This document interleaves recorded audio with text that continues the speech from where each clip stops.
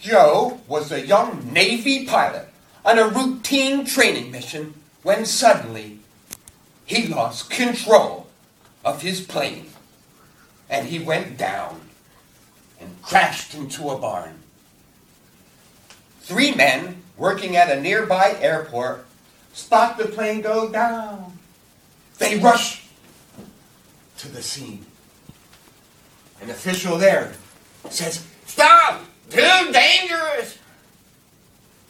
Ladies and gentlemen, if you were one of the 3 men, what would you do? As flames are eating away at the life of the young pilot. Contest chair, fellow Toastmasters and guests. One of the men knew what to do. He punched that official. And another one took off his jacket, wrapped it around the pilot. And together, the 3 men carried the unconscious pilot to safety. Seconds later, boom! The plane explodes. All those men survive. No, this is not a crash scene from a movie. And no, I wasn't there. I was an adorable 2 weeks old. But that man who reached out and shared his jacket with the pilot, well, he and I share the same last name, Schuster, but that was Harry Schuster, my father. Recently, I spoke to my father about the events of that day more than 50 years ago. On that day, when he came home, no one would know the fate of the pilot. Well, he lost a leg. But he lived, and he lived to raise a family of 4, plus grandchildren. In 2004, he published a book about his passion for flying until that day and the rescue and his long, difficult recovery. Ladies and gentlemen, reach out. I asked my father, after so many years, what does that day mean to him? And he says, "Let me tell you an old story." And he says, there's a young girl picking up starfish and throwing them back to the sea to live another day. They would die on the beach, one after the other, throwing them back to the sea. An old gentleman comes along and says to the girl, "There's thousands and thousands of starfish. Would it make any difference?" And she says, she picks another starfish up and she throws it, and as she tosses it, she says to the guy, "Yeah, it'll make a difference to that one."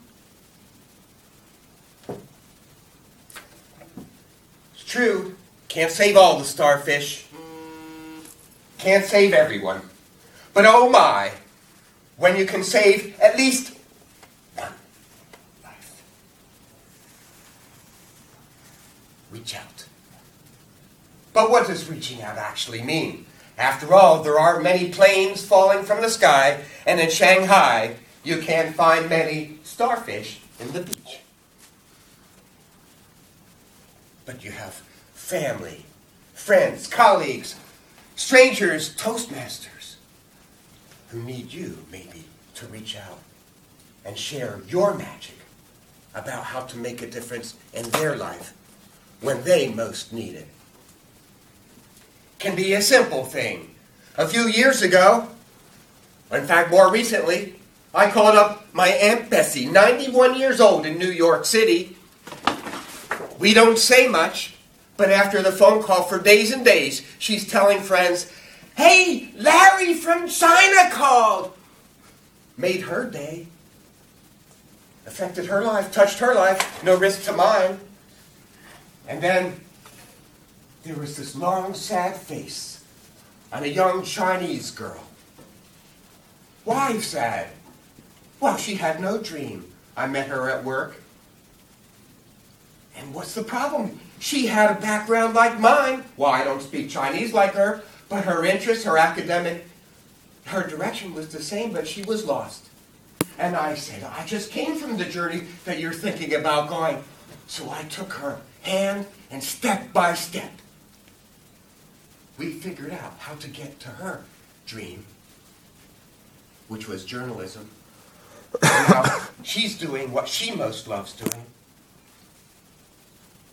Reach out. After all, haven't people reached out to you? Well, in Toastmasters, they've certainly reached out to me, especially when I've needed major surgery on my speeches. Well, it wasn't just the words that I got from that cooperation, that support. It was confidence on the stage and confidence off the stage. What a dream. What a gift.